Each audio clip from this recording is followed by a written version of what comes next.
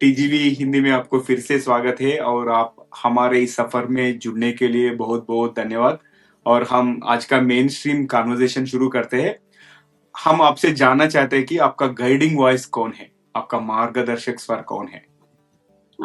मुझे लगता है कि मेरा मार्गदर्शक मेरे अंदर ही बैठा है, मेरे अपने अंदर की प्रेरणा, जो मुझे रुलाता भी है कभी कभी, पर फिर रुला के ये भी कहता है कि देखो हारना नहीं है।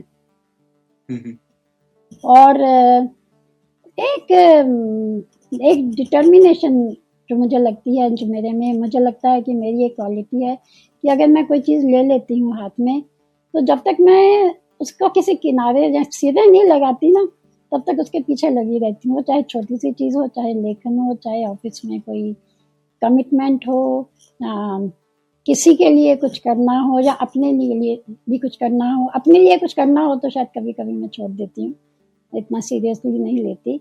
ये मुझे लगता है कि मेरा एक बहुत बड़ा गाइडिंग फोर्स है। और साथ में जो पेरेंट्स ने जो संस्कार दिए हुए हैं, जो अपने उनके आधार पे जो प्रिंसिपल्स बनाए हुए हैं, सिद्धांत बनाए हुए हैं लाइफ में, वो मेरा साथ दे रहे हैं। मैं साथ दे रही हैं इसलिए कहूँगी, मुझे याद आ रहा है 1972 में मैंने जब एमएससी पोस्ट ग्रेजुएशन मैंने फिजिक्स में किया था, उसके बाद जॉब लगी थी। तो जॉब एक स्कूल में लगी थी, I was senior teacher physics के। तो गवर्नमेंट स्कूल था, उसमें सारे टीचर्स जेंट्स थे, मैं अकेली ही एक छुटकी सी लेडी थी। मुझे कहा गया था सलवार कमीज पहन के नहीं आना, नहीं तो लोग पहचान ही नहीं पाएंगे। तो बड़ा सीरियसली लिया जॉब को। तो स्टूडेंट्स भी थोड़ा सा इम्प्रेस हुए। तो दूसरे टीचर्स बोले, मैडम आप सिद्धांतवादी इतनी बनी हुई है ना, इसलिए क्योंकि नई है, अभी कुछ सालों में देखना आप कुछ और होगी। तो मैंने उनसे तब कहा था कि समय बताएगा। और मैं इसलिए कहना चाहती हूँ कि आफ्टर 45 years ऑफ सर्विस, जहाँ मैं एक स्कूल टीचर से आगे बढ़ के काफ़ी सीनियर पोजीशन में रिटायर हुई, मेरे फेयरवेल पार्टी में मेरे जो हेड थे, उन्होंने यही सेंटेंस रिपीट किया कि इसके अपने सिद्धांत हैं और उन सिद्धांतों पर ये हमेशा टिकी रहती है।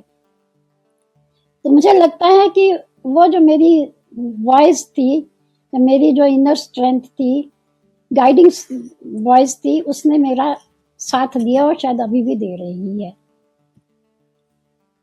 जी अरुणा जी, आपके साथ जब हम बात कर रहे हैं तो हम आपके जीवन की जो यात्रा चल रही है उसकी एक तरीके से ऐसा लग रहा है जैसे आपके साथ हमसफर बनकर उसकी सैर कर रहे हैं, और हमें बड़ा अच्छा लग रहा है। कोई और सुखद पल जो उस जीवन यात्रा का हो और हम उसमें झांकना चाहेंगे, हम उसे देखना चाहेंगे और सुनना चाहेंगे आपके मुख से। बचपन तो बहुत अच्छा बीता ही था, तो मैं पहले ही बता चुकी हूँ आपको। पापा पढ़ने के लिए मम्मी कभी फोर्स नहीं करते थे, और पापा शायद कभी कभी किताब बंदी कर देते कि बेटा बहुत हो गया। परंतु जब कॉलेज लाइफ में आए तो पेरेंट्स की नो सुनने की आदत डालनी पड़ी। No Gulshan Nanda, no going to movies with friends. तुम्हें जो किताब पढ़नी है मैं बताता हूँ वो पढ़ना। तो बहुत नॉवेल्स ला के देते थे पापा, अमृता प्रीतम, प्रेमचंद और सब। मूवीज भी दिखाई, पर दोस्त सहेलियों के साथ नहीं जाना। पर साथ ही साथ हमें उन्होंने इंडिपेंडेंटली मूव करने की भी आदत डाली। मुझे याद है मैं 10वीं 11वीं में पढ़ती थी, पापा ने मुझे अकेले पंजाब भेजा। मम्मी ने कहा भी क्यों भेज रहे हो, कहते नहीं आदत पड़नी चाहिए। और एक छोटी सी घटना है, एनसीसी में मैं थी, तो 26 जनवरी की परेड के बाद आ रही थी, तो किसी लड़के ने मेरे सिर की टोपी जो है साइकिल से जाते हुए उड़ा दी। मैं उसके पीछे भाग ली। मेरी फ्रेंड जो है पापा के घर पे आई कि वो अरुणा तो भाग ली उसके लड़के के पीछे। पापा कहते चुप, कुछ नहीं होगा, वो आ जाएगी। इतना एक विश्वास था उनमें हम कि वो अपनी टोपी लेके ही आएगी। वो जो उन्होंने कॉन्फिडेंस दिया ना, वो मुझे लगता है कि एक बहुत बड़ी ट्रेनिंग थी। सुखद पल तो बहुत हुए, मतलब पढ़ाई की, मतलब राजस्थान में रहते हुए उन दिनों राजस्थान में थे।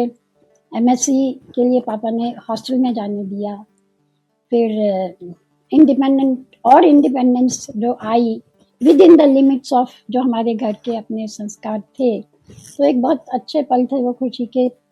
अच्छे मार्क्स लेके पास हुई। फिर शादी हुई। शादी तो बहुत ही अच्छा सुखद अनुभव था ही। अरेंज्ड मैरिज थी, जानते नहीं थे एक दूसरे को। थोड़े ऑपोजिट भी थे बाय नेचर, परंतु उस कहते हैं ना कि वो अपोजिशन में भी एक अलग तरह का सुख होता है जब आप तालमेल बिठा के चलते हैं, तो संतुलन बना रहता है। संतुलन बना रहता है।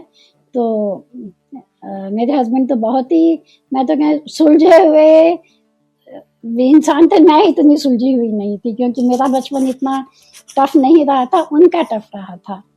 तो उनके जिसमें परफेक्शन ज़्यादा थी, मैं थोड़ा मस्ती वाली उसमें रहती थी, परंतु हम दोनों ने मिलजुल के सब कुछ निभाया। वो बहुत सुखद पल थे।